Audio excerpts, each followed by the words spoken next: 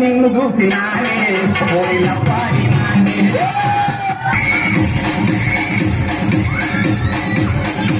పాలమ్మిన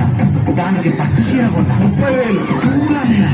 దానికి పుస్తెల తాడు కొన్న 50,000 2,000 నడిపిన ఇంట్లో బాసనలు కొన్న 75 పనులను పెంచిన దానికి బంగారం కొన్న 1,00,000 ఒళ్ళు వచ్చి ఇల్లు కొన్న చెమటగా కారు కొన్న బెడ్ మీద పరుపు కొన్న 10 మందిల పరువు కొన్న